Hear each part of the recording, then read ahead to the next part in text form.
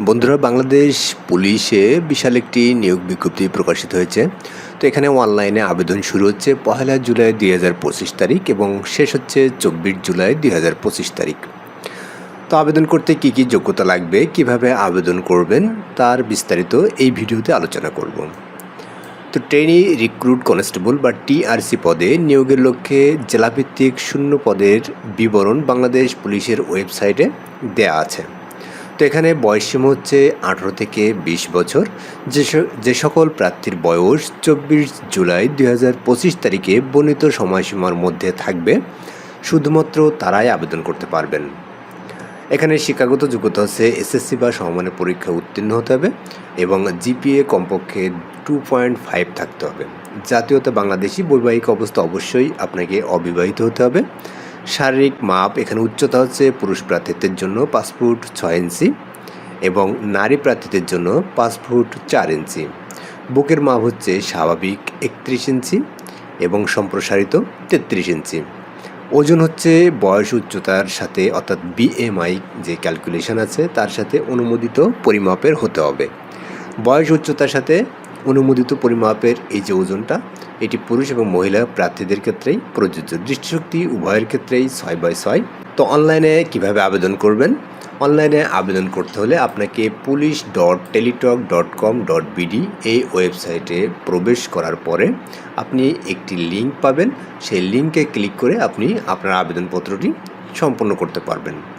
তো আবেদনপত্র অবশ্যই আপনাকে 1 জুলাই 2025 তারিখ সকাল 10টা থেকে 24 জুলাই 2025 তারিখ রাত 11টা 59 এর মধ্যে সাবমিট করতে হবে।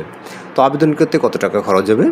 এখানে 48 ঘন্টার মধ্যে, অর্থাৎ আবেদনপত্র সাবমিটের 48 ঘন্টার মধ্যে যে কোনো টেলিটক প্রিপেড মোবাইল নম্বর হতে 40 টাকার সার্ভিস চার্জ বাবদ জমা করতে হবে। অনলাইন আবেদনপত্রে প্রার্থীর স্বাক্ষর হতে হবে 300x80 পিক্সেলের এবং ছবি হতে হবে 300x300 পিক্সেলের।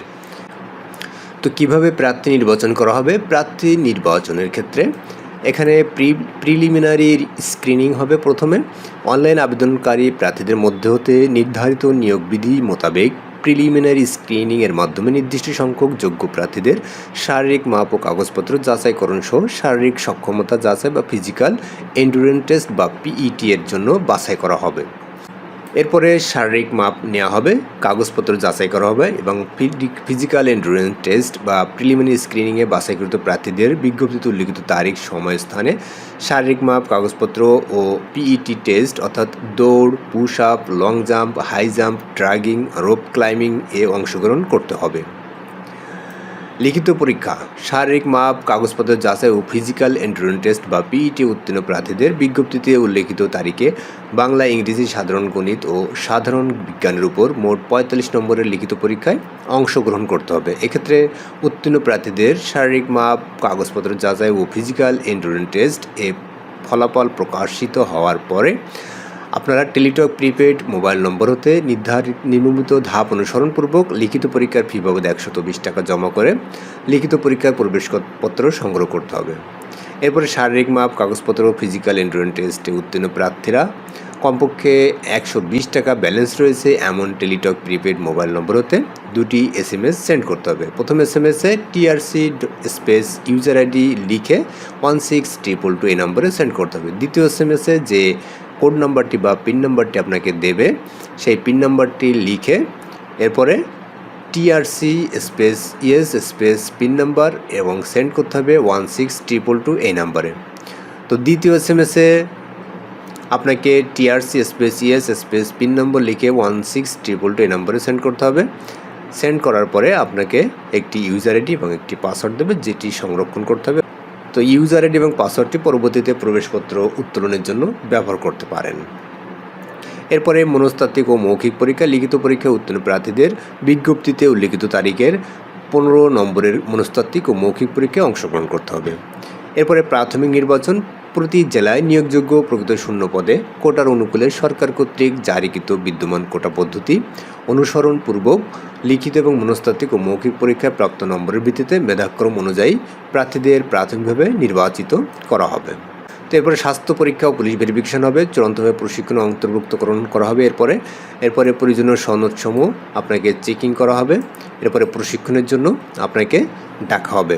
তো এখানে পুলিশ হেডকোয়ার্টার্সের প্রতিনিধির সমন্বয়ে গঠিত চূড়ান্ত বাছাই কমিটি কর্তৃক চূড়ান্ত বাছাইকালে যোগ্য বিবেচিত প্রার্থীগণকে নির্ধারিত প্রশিক্ষণ কেন্দ্রে ট্রেনি রিক্রুট কনস্টেবল হিসেবে 4 মাস মেয়াদী মৌলিক প্রশিক্ষণে অংশগ্রহণ। প্রশিক্ষণকালীন সুযোগ সুবিধা: ট্রেনি রিক্রুট কনস্টেবল টিআরসি হিসেবে প্রশিক্ষণকালীন বিনামূল্যে পোশাক সামগ্রী সহ থাকা খাওয়া ও সুযোগ সুবিধা, চিকিৎসা সুযোগ সুবিধা প্রাপ্য হবেন এবং প্রশিক্ষণকালীন সরকারি বিধি মোতাবেক প্রতি মাসে প্রশিক্ষণ ভাতা প্রাপ্য হবেন।